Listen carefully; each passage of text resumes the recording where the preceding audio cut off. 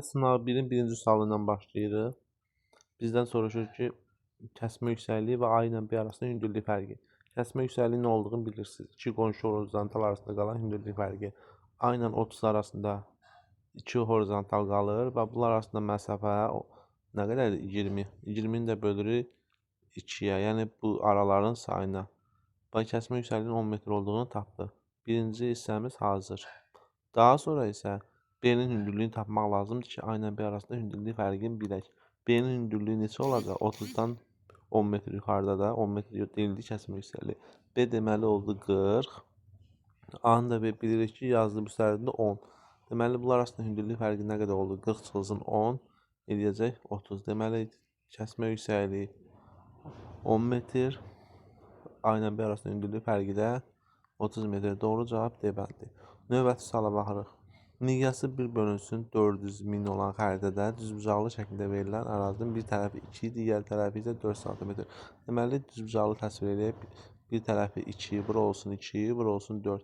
Bunu riyaziyyatdan bilirsiniz də, sahəsi nə qədərdir? 2 vurulsun 4 edir 8. Deməli, bizdə xəritədəki sahə məlumdur. Xəritədəki sahə məlumdur ki, 8-dir.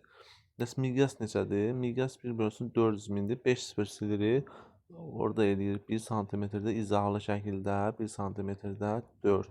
Bu 4 məlumdur və xəritədəki sahə məlumdur. Biz nəyi tapmalıyıq? Biz həqiqi sahəni. Həqiqi sahədə nəyə bərabərdir? Xəritədəki sahə vurulsun miqyasın kvadratına. Yerləşmədir burada. Miqyasın kvadratına. Yəni 8-i vururuq xəritədəki sahəni 4-ün kvadratına 16-ya. Bu da eləyəcək 128. Doğru cavab 128. Daha sonraki suala baxırıq. Uyğunluğu müəyyən edin. Deməli, areal üsulu ilə biz bitki və heyvanların yayılma arealını, yəni yerini öyrənə bilərik ki, onu öyrənə bilərik deyəndə elə təsvir edilir. Yəni, biri olacaq D bəndi. Keyfiyyət fonu üsulu, keyfiyyət əlamətlərinə görə fərqləndikdə həmin xəritə keyfiyyət fonu üsulu ilə tərtib olunur. Məsələn, burada ovalıqların yayılması götürə bilərik. Bura 2-yə C. Nəyə görə? Çünki ovalıqlar yaşıl rəngdə göstərilir və yaşıl rəngin tündlüyü artıqca deməli o 200 metrdən az da ola bilər. Məsələn, Xəzəryanı ovalıqlar 200 metrdən azdır. Mənfi 27 metrə qədər daha tünd rəngdə göstərilir. Daha sonra duzluğun paylanması. Duzluğun paylanmasında isə biz izoxətlər üsulundan istifadə edirik. Bu olacaq, deməli, duzluğun paylanması hansındadır? Bu test qarışıb biraz B-dədir. Duzluğun paylanması və hərəkət xətləri üstündə də küləkləri, iqlim xəritəsində passat küləkləri, əlbəttə ki, çünki passat küləklər hərəkət edir. 1-ə D, 2-yə C, 3-ə B, 4-ə də D. İndi hansı variant olsa, onu özünüz oradan taparsınız. Davam edirik 4-cü sualına. Miqyas 1 bölünsün 300 min olan xəritədə. Biz əvvəlcə yenə miqyası çevirək izahlı formasına. M bərabərdir 3 kilometrdə, yəni bilirsiniz izahlı formasında. Bunu tapdıq. Daha sonra isə burada damaların sayını tapırıq. Əvvəlcə tam damaları, daha sonra isə yarımçıq damaları hesablayırıq. Deməli, miqyas dedik ki, 1 bölünsün 300 min, yəni 1 santimetrdə 3 kilometr. Bu qaldı. Əvvəlcə tam damaları sayırıq, daha sonra yarımçıq damaları sayırıq. Tam dama burada oldu 24 dənə, yarımçıq dama isə 8 dənədir. Onu da x-in 1 götürürük. Plus 4, cəmi 28 dama oldu. Biz də bilirik ki, 4 dama 1 santimetrin kvadratıdır. 28 damada nə qədər eləyəcək? 28 də x. Buradan da x bərabərdir nəyə?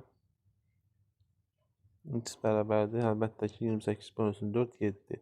Aha, 7. Xəritədəki sahəni tapdıq. Xəritədəki sahə 7 və miqyas da 1 santimetrdə 3 kilometr. Biz həqiqi sahəni tapmasını yenirdik. Bayaqki sualda təkrar edək. 9 vurulsun, yəni miqyasın kvadratı vurulsun 7. Burada eləyəcək 63. Doğru cavab Y bəndi. Böyük coğrafi kəşflər dövrünə aid olmayan səyyahları seçməliyik. Biz bilirik ki, Kolumb böyük coğrafi kəşflər dövründə səyyahata çıxırıq. Magellan böyük coğrafi kəşflər dövrünün səyyahıdır. Amerika Vespucci böyük coğrafi kəşflər dövrünün səyyahıdır. Sonra Vasco da Gama da böyük coğrafi dövrünün səyyahıdır. Deməli, Livingstone'dan Şirvani aid deyil. Yeni dövr və daha ondan sonraki dövrlərə aiddir. Amma Hazırədə Şirvani də orta əsrlərə dövrünə aiddir. Xəritədəki sxemdəki oxların istiqamətini düzgün verildiyi sıranı seçin. Deməli, burada oxlar göstərilir. Birincisi görürsünüz ki, bu Antarktidədir. Yəni, Cənub qütbündən baxırıq biz həmin məntəqəyə. Bir dəqiqə. Davam edirik. Bizdən soruşur ki, hərəkət xəttlərinin istiqamətini müəyyən edin. Biz buna Cənubi Amerika, daha doğrusu Antarktida olduğunu görürük. Bu hissənin Antarktida olduğunu görürük. Deməli, Antarktida ikinci ən rahatıdır. İkincini deyək. Ümumiyyətlə, Cənub qütbündən hansı istiqamətə getsək, fərqi yoxdur. Hansı istiqamətə gediriksə, biz ara getmiş oluruq, şimala getmək oluruq. Şimalda verilərsə, yəni şimal buzlu okean olarsa, bu istiqamətlər cənubu göstərmiş olur. Deməli, 2 şimaldır. Yadımızda saxlayırıq. 2 şimal. Şimal. Daha sonra görürsünüz ki, birinci Afrikaya doğru istiqamətlənib. Cənubi Amerikadan Afrikaya. Deməli, Cənubi Amerikadan Afrikaya getmək üçün biz hansı istiqamətə getməliyik? Şərq. Bir oldu şərq. Üçüncü oldu isə Avstraliyadan Afrikaya tərəf. Bu da olacaq əlbəttə ki, qərb. İndi buna uyğun variantları tapırıq. Yazıb bir şərq, 2 cənub, səhvdir. 2 şərq, səhvdir, çünki 2 şimalıdır. 1 şərq doğrudur, 3 qərb doğrudur. Deməli, C variantı sualımızın doğru variantı olur. Daha sonra bu sual görsənmir. Bunu bir də dəyişək. Azərbaycandan 90 dərəcə azimutda yerləşən ölkələri bizdən seçməyi istəyir. Deməli, Gürcüstan bilirsiniz Azərbaycandan şimal qərbindədir, olmaz. Daha sonra İraq olmaz, cənub qərbə düşür. 90 dərəcə şərqdir bu arada. Yunanistan bilirsiniz olmaz. Qərb istiqamətdədir. Türkiyədən də o üzə. Hindistan və Avstraliyada cənub-şərq. Qaldı Özbəkistan və Yaponiya. Azərbaycanla eyni enlikdə, enliyə yaxın şərq istiqamətimizdə yerləşir. Bizdən nə soruşur? 40 dərəcə şimal enliyi ilə 20 dərəcə cənub enliyi arasında məsafə. Bu miqyaslı xəritə 30 sm olarsa təhrifi hesablayın. Təhrifi hesablamaq üçün biz əvvəlcə miqyasa görə hesablamalıyıq. Daha sonra isə enliyə görə. Bilirsiniz, biri 40 dərəcə şimal enliyidir. Biri 40 dərəcə şimal enliyi. 40 dərəcə şimal enliyi 40 olsun. Digəri isə neçədir? 20 dərəcə cənub enliyi. 20 dərəcə cənub enliyi. Bunlar arasında məsafə nə qədər olacaq? Əlbəttə ki, istənilən meyildən üzrə 60 dərəcə, 60 dərəcə. Bunu da vururuq. 1 dərəcəli meridian qövsünün uzunluğuna 111. Bu elədir 6666 kilometr. Bu yadımızda qaldı. Daha sonra nə edirik? Daha sonra isə 30 sm məsafə vururuq miqyasa. Burada hesab saha deyil, uzunluqdur. Buradan 5 siləndə qalır 200. 30 da vururuq 200-ə. Bu eləyəcək nə qədər? 6000. 6000. Bayaq da tapmışdıq. 6666 kilometr çıxırıq və cavab olacaq 660 kilometr. Doğru cavab Yevəndir.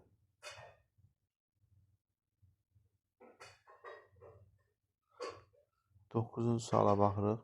Birinci xəritə sxemasından ikinci xəritə sxemin miqyasını tapın. Deməli, çox sadə tapşırıqdır. Birinci xəritənin miqyasına əsasən, sxemə əsasən daha doğrusu ikinci sxemin miqyasını tapın. A ilə B arasında birincidə 9 cm-dir.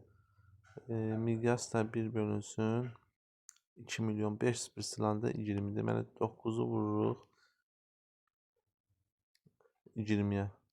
Nə qədər eləyir? 180. 180 yadımızda qaldı. Daha sonra isə A ilə B arasında 12 sm məsafə var. Həmin 180-i bölürük 12-yə. Bir dənə 12 tam 60 da 4 dəfə. Deməli 14. 1 santimetrdə 14 kilometr. İndi buna uyğun olaraq biz nəyi tapmalıyıq? Həmin xəritənin miqyasını tapmalıyıq. Bu da tam görsənməyəcək burada. Ona görə bir dəqiqə geriyə qaydırır. 1 santimetrdə 14 kilometr tapmalıyıq. 15 daha doğrusu 60'ı 12'ye böləndə 15 edir. Bayaq deyək də təzədən hesab edək.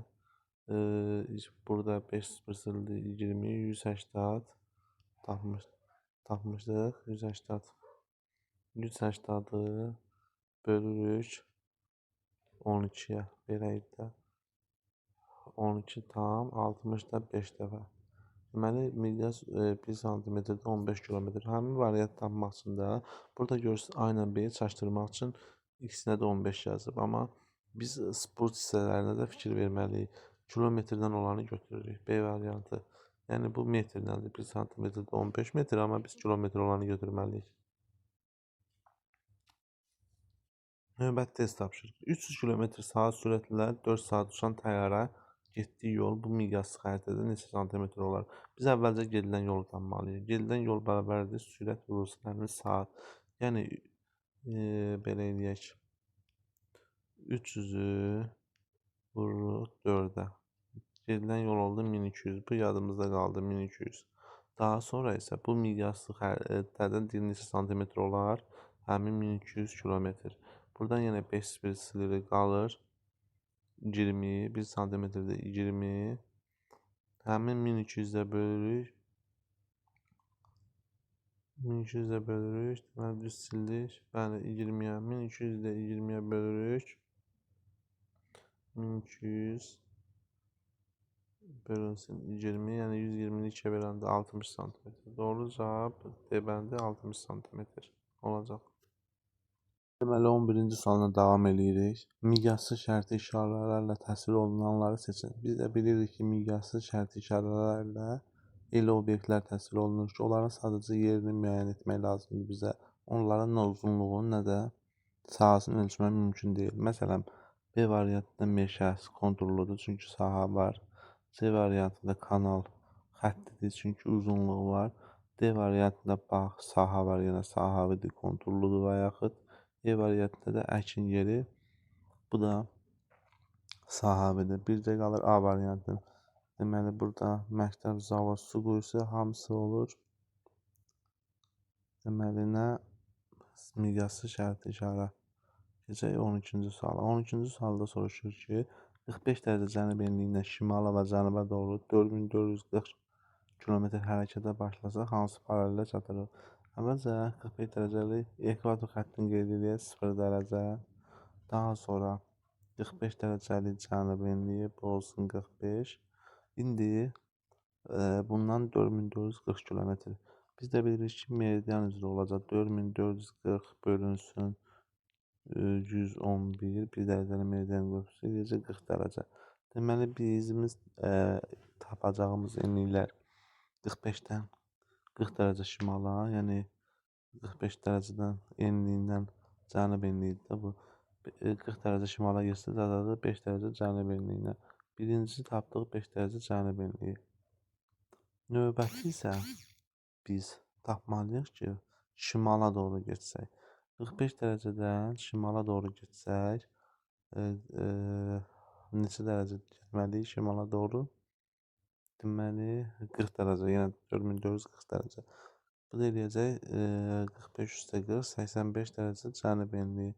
Doğru bənd C bəndi. Deməli 5 dərəcə cənub enliyi və 85 dərəcə cənub enliyi. Konus proyeksiyası ilə tərtib olunmuş xəritədə hansı ölkələr daha çox tərifə məruz qalacaq?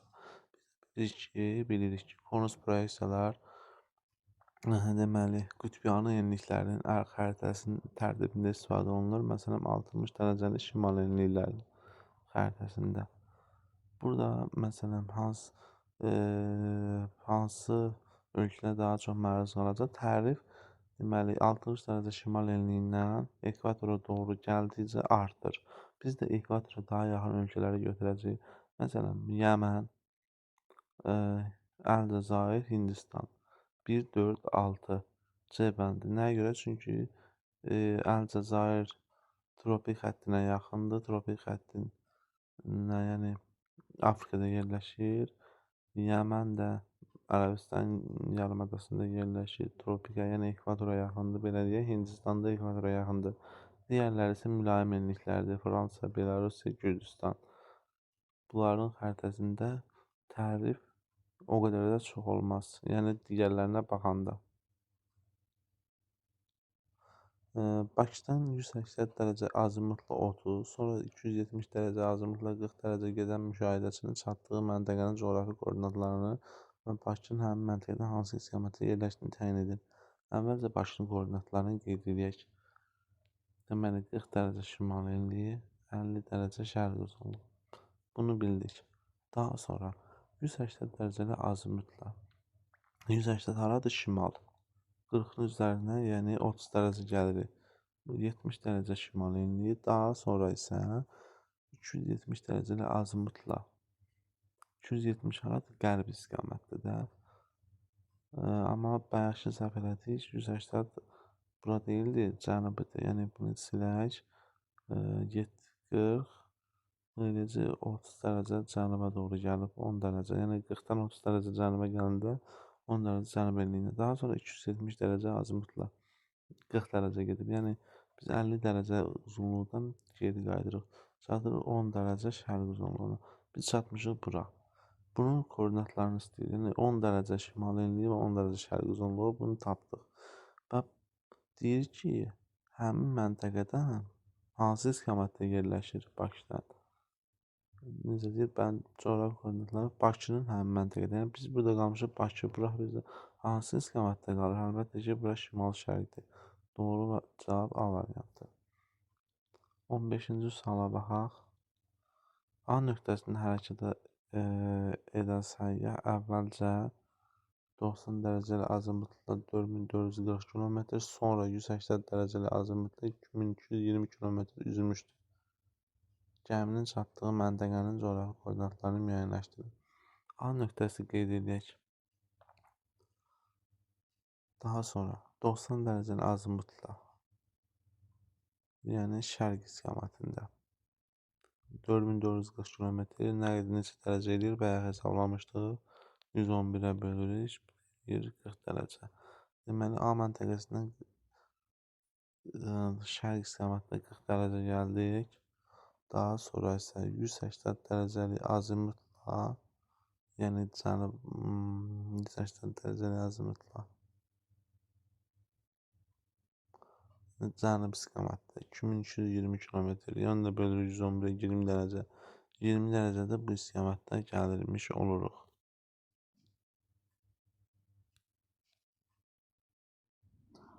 Deməli, həmin A nöqtəsi görə harada qeyd edib, yəni xəritə izlədir.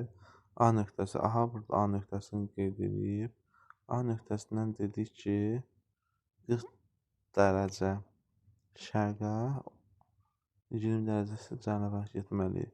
A nöqtəsindən 40 dərəcə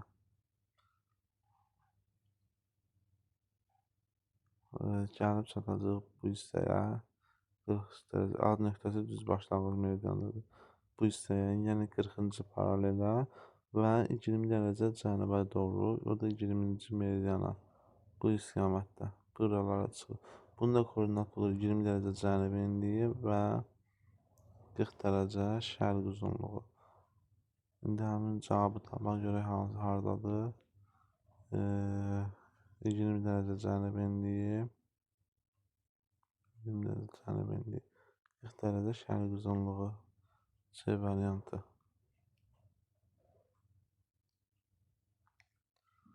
Daha sonra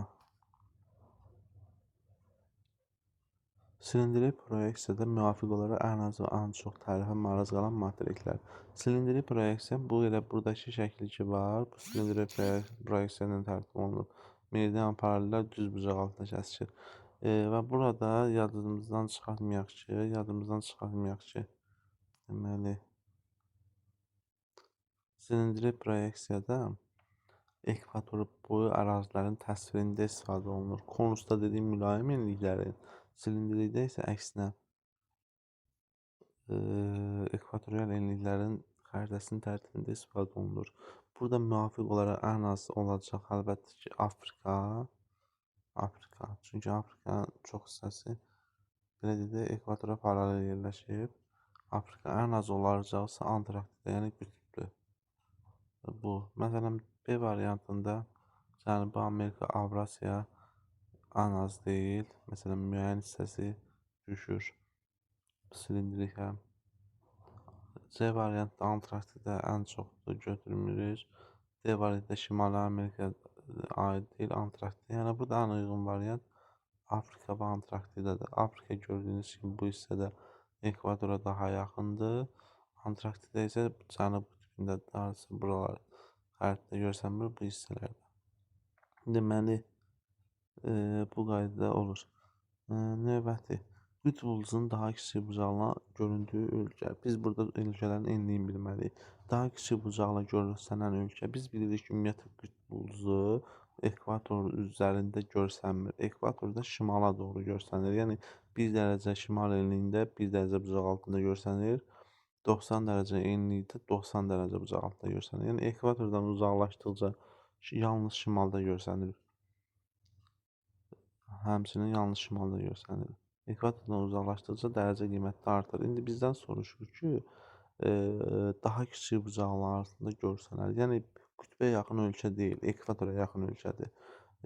Daha kiçik bucaqlarda göründü. Ümumiyyətlə Avstraliya cənubda da görsənməyəcək. B variantında Fransa, Yunanistan, İtaliya qalsın. İslandiya qütbə yaxındır, böyük bucaq altında görsənəcək. D variantında deməli, bu da qalsın, təzədən qaytarıq. E variantında Kolumbiya, Filippin. Deməli, indi bunların arxasında üçündən seçməliyik. Ən kiçik bucaqla hansında görsənəcək.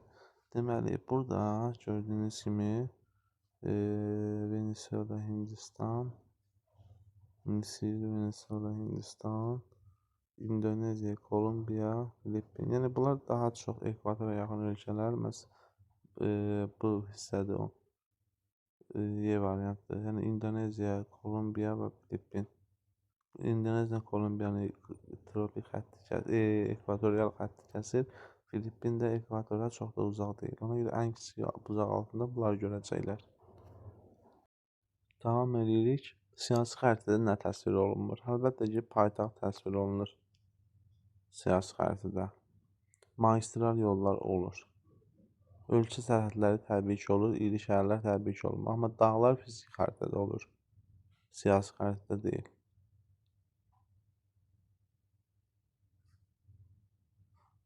Daha sonra 19-cu sual, yarısı da buradadır yəqin ki. Şərti oxuyaq. Sxemdə M məntəqəsinin mütləq hündürlüyü 1500. Bura yazaq birbaşa. N 1500. Burada qeyd edək. Sonra çaşmıyor. N 1500. 1500. Sonra nə deyir bizə? M 1500. A və B nöqtələri arasındakı hündürlüyü təyin edir. Sadəcə N-in 1500 olduğunu bilib, A ilə B arasında hündürlük fərqini tapaq. Belə. Deməli, bunu burada yazacaq. Kiçik 1500. Bildik. İndi nə edirik? N1500-sə əvvəldə kəsmə yüksəkliyi tapmalıyıq. Bu dənizdir, gördüyünüz, bu 0 olacaq. Dəniz 0-dır, metrədir. Yəni, məlum məsələdir. Ondan sonraki horizontalı bilmirik. 1500-ü bilirik. Deməli, neçə dənə ki ara var burada? 1 dənə, 2 dənə, 3 dənə, 4 dənə, 5 dənə, 5 dənə. Deməli, 5 dənə ara varsa, kəsmə yüksəkliyi nə qədərdir? 1500-ü bölürük. 1500-ü böləcək 5-ə. Bu da eləyəcək 300. Deməli, kəsmə yüksəkliyi 300-dür. Kəsmə yüksəkliyi 300 olduğunu bildik. Deməli, A-nın hündürlüyü nə qədər olacaq? 0, 300, 600, 900. A bərabərdir 900. 900. İndi B-ni tapaq. Burada eyni təsvir olunur zaten. Deməli 0 metr bu olacaq 300. Sonra olacaq 600. Sonra 900, 1200. Birdən 1200. Deməli, bunlar arasında nə qədər hündürlük farqı var? Əlbəttə 300 metr 900 çıxılsın, yox, doğrusu 1200 çıxılsın 900. Daha başqa cür də eləyə bilərik bunu. Deməli, 1500, deməli, bura 1500. Kəsmə yüksəkliyi tapdıq. 300. Deməli, A-nı köçürək bura. 1, 2, 3 dadır. 1, 2, 3 A deməli bir dənə B-dən bir horizontal aşağıdadır. A ilə B kəsmə yüksəkliyi bir dənədir bunların arasında. Deməli 300 eləyir. Cavab B variantı. İndi növbəti suala baxırıq. Bundan da yekunlaşdırırıq. Yox, digər 22-yə kimi baxarıq. Silindrik proyeksiya. Konus proyeksiya, azimutal proyeksiya. Deməli, meridianlar bir nöqtədən çıxan düz xətt kimi. Paralellər isə qövsvarı. Bu konus proyeksiyadır. Bax, paralellər qövsvarı bu formada. Meridianlar bir düz xətt çıxan, daha doğrusu bir nöqtədən çıxan düz xətt kimi. Bu konus proyeksiyanıdır. Deməli, bu aid olacaq. Hara getdi?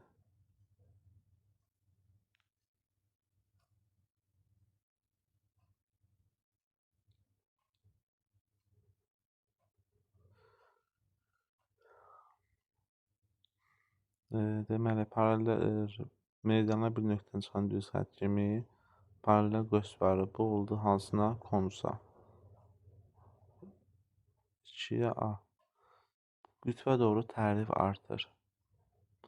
Bizə dedik ki, silindrik proyeksiya ekvatorial ərazilərin xəritəsinin tərtibində istifadə olunur və qütblərə doğru tərif artır. 1-ə B olacaq avtomatik. Qütb ətrafı ərazilərin xəritələri bu proyeksiya ilə tərtib olunur. Qütb ətrafı ərazi deyilir. Qütbün özü yox, qütb ətrafı ərazilər konus proyeksiya ilə tərtib olunur. Məsələn, paralellər çevrə şəklində, meridianlar isə bir nöqtədən çıxan radiuslar şəklində. Bax, paralellər çevrə şəklində, bu şəkildə.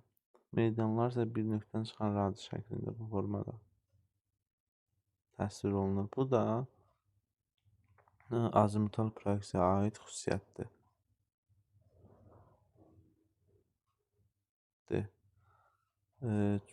Azimutal proyeksiya ilə həm yarımkürələrin xəritəsi təsvir olunur, həm də ki, qütblərin, qütb yanı enlikləri, qütb ətrafı deyilsə konusdur, qütb enlikləri isə, qütb dairələri isə, məsələn, Antarktida materiki, Şimal Buzlu okeanın,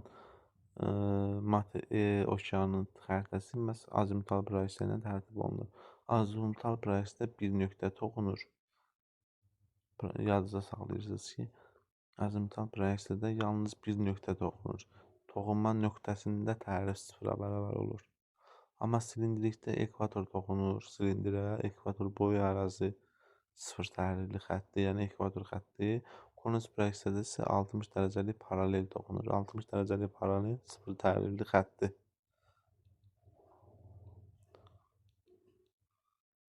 Davam edirik.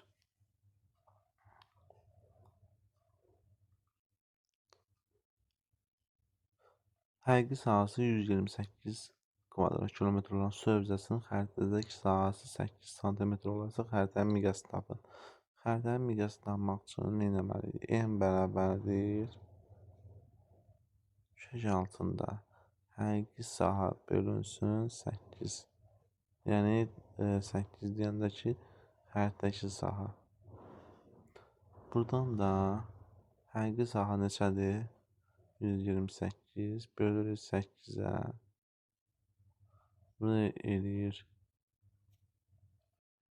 eləyir 16 kök altında 16, ondan da 4 çıxır. Deməli 4 kilometrdir axı. Yanına da 5 dənə 0 əlavə eləyirik. 4 yanına da 5 dənə 0 abandı. Hara getdi testimiz? Abandı.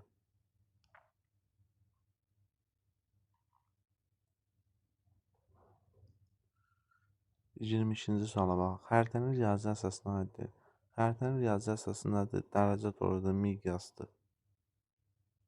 Dərəcə toru var, miqyas var, götürmürük. Şərti işarə miqyas götürmürük. Çaylar miqyas götürmürük. Relyef gör, bəli, fizkidir, riyazi əsas deyil. Omursu variantda da baxaq. Coğrafi koordinatlar riyazi əsasdır. Götürmürük. Deməli, riyazi əsas nədir? Riyazi işlər olur. Orada coğrafi koordinatlardır, dərəcə torudur. Elə coğrafi koordinatlarla dərəcə toru eyni məna verir və miqyas. Bunlar riyazi əsasdır. Deməli, xəritənin riyazi əsası nə oldu? Dərəcə toru, miqyas və coğrafi koordinatlar. Digərləri isə coğrafi əsaslarıdır. 23-cü suala baxırıq. Şərqdən qərbə doğru hərəkət edən zaman daha çox dərəcə fərqi yaranan paralelləri seçin. Bu ekvator xətti təsvir edək. Bu qütb dairəsi və ya qütb dairəsi yoxdur, qütbün özü 90 dərəcə. Meridianlar bilirsiniz ki, qütblərdən başlayır və şimal qütbündən başlayır, cənub qütbündə birləşir. Və bunlar arasında məsafə ekvatora gəldikcə genişlənir. Özünüz də görürsünüz. Deyir ki, şərqdən qərbə hərəkət edən zaman daha çox dərəcə fərqi, yəni daha çox meridian hansında keçmiş olaraq, belə deyək də, misal üçün 1000 kilometr yol gedirik. 1000 kilometri biz ekvatorda getsək, hardasa 10 dənə meridian keçirik, amma qütbdə isə daha çox meridian keçirik. Səbəb də odur ki, ekvatora gəldikcə paralellərin uzunluğu artır. Elə ekvatorda 1 dərəcəlik qövsün uzunluğu nə qədərdir? 111.3 kilometr. Amma qütbə doğru getdikcə isə məsələn qütbün özündə bir dənə nöqtədir. Uzunluğu yoxdur. Və yaxud da 60 dərəcəlik paraleldə isə 1 dərəcəlik qövsün uzunluğu nə qədərdir? 55.8. Yəni buradan da görsənir ki, biz qütbə yaxın hərəkət eləsək daha çox dərəcə fərqi keçmiş olaraq. Burada da dərəcə fərqi daha çox olanlar qütbə yaxınları seçilir. Qütbə yaxınlar hansıdır? 60 dərəcə şimal enliyi, 86 dərəcə cənub enliyi və 71 dərəcə cənub enliyi. 2, 4, 6, 5 sualın doğru cavabı. Afrika materiki üçün doğru olan fikirləri müəyyən edin. Bütün coğrafi uzunluqlarda yerləşir. Xeyr, bütün coğrafi uzunluqlarda yerləşmək üçün bütün meridianlar ondan üzərindən keçməlidir. Qrinviç meridianı materikin tam ortasından keçir. Xeyr, Qrinviç meridianı şərq hissəsindən keçir. Qərb hissəsindən daha doğrusu. Mərkəzindən keçən, tam ortasından keçən ekvator xəttidir. Üzərində hər iki tropik xətti keçir. Bəli, həm şimal tropik xətti keçir, həm də cənub tropik xətti keçir ekvator üzərindən. Deməli, bütün coğrafi uzunluqlarda yerləşir dedik, səhvdir. Qrinviç meridianı materikin tam ortasından yox, qərbindən keçir. Tropik xətti keçir, hər iki tərəfdən düzdür. Bütün yarımkürələrdə yerləşir. Bəli, həm 0-cı meridian kəsir, həm də ekvator xətti və 1, 2, 3, 4. 4 yarımkürənin 4-ündən də keçmiş olur. Daha doğrusu yerləşir. Vasko da Gama materikin daxili ərazilərini kəşf edib. Xeyr, bu Vasko da Gama Afrikada olmayıb. Hindistana dəniz yolunu kəşf edib. Materikdə olan bəzi ölkələr yay vaxtı günəşin çıxmağını şimal-şərqdən müşahidə edirlər. Əlbəttə ki, hər iki tropik xətti keçirsə, şimal tropikindən cənubda olan ölkələr günəşi özlərindən şimal-şərqdə görmək mümkündür. Əlbəttə ki, bu yay dönümdə olacaq. Belə deyək də, bunu təsvir edək.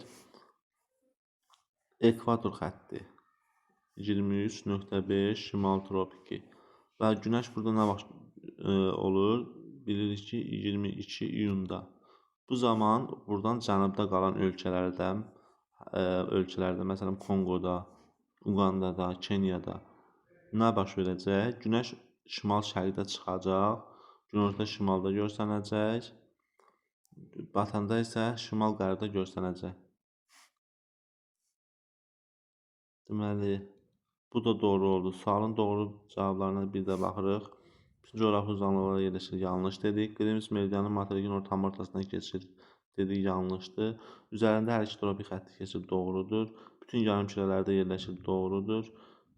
Bu səhv idi. Vasko da Gama dediyi orada olmayıb. Materikdə bəzi ölçülər burada dedik doğrudur. Doğru cavab 3, 4, 5. 3, 4, 6. 3, 4, 6. 25-ci sual. 1 bölünsün. Bu görək neçə sıfır var burada. 10 milyon. 1 bölünsün 10 milyon. 10 yanında da 6 dənə sıfır. Bu miqyasda xəritədə 4 dərəcəli meridian qövsünün uzunluğu neçə santimetrə bərabərdir? Əvvəlcə miqyası izahlı formaya çevirək. Bildiyimiz kimi 5 sıfır silirik. Oldu 1 santimetrdə nə qədər? 100 kilometr. Bu yadda qaldı. Daha sonra isə 4 dərəcəli meridian qövsü nə qədərdir? 4-ü vururuq 111-ə. 1 dərəcəli meridian qövsünün uzunluğu. Dedi 444. Onu da necə tapırdıq? Xəritədəki sahəni, xəritədəki daha doğrusu xəritədəki məsafəni bölürdük miqyasa. Buradan da xəritədəki məsafə bərabərdir. Həqiqi məsafə 444 idi. Miqyas da dedik ki, izahlı şəkildə 100 kilometrdir. Bu deyilir 4,44. Doğru cavab 4,44 santimetr. 26-ya baxaq. A ilə B üçün doğru olanları seçin. Ekvatorda olan məsafələri eynidir. Xeyr, biz bunların enliyini bilmirik ki, neçə dərəcə şimal enliyində və yaxud cənub enliyində yerləşir. Onu bilmirik. Buradan şəkildə belə deyək də təxmini oxşasa da, amma dəqiq bilmədiyimiz üçün biz bunu mühakiməni yürüdə bilmərik ki, bunlar eyni ekvatordan eyni məsafədə yerləşirlər. Ona görə bu yanlış. Eyni coğrafi uzunluqda yerləşdiyini bilirik. Hardan bilirik? Çünki eyni meridian üzərində olduğu dəqiqdir ki, bunlar hər ikisi eyni meridian. Məsələn, hər hansı X meridianın üzərindədirlər. Deməli, bu doğrudur. Coğrafi koordinatları eynidir. Coğrafi koordinatları eyni olduğunu bilmirik. Nəyə görə? Bayaq dedik ki, enliyi məlum deyil, yazılmayıb. Şimal qütbündən olan məsafələri bərabərdir. Şimal qütbündən olan məsafələri bərabərdir. Xeyr, biri şimala daha yaxındır, B uzaqdır. Bu da yanlışdır. Eyni meridian üzərində yerləşir. Bəli, göründüyü kimi eyni meridian üzərində və eyni coğrafi uzunluqda yerləşirlər. 2, 5. Deməli, sualın doğru cavabı hansı oldu? 2 və 5. 27-ci sualda deyir ki, uyğunluğu müəyyən edin. Uyğunluğu müəyyən edin. Deməli, miqyassız konturlu xəttdir. Baxırıq.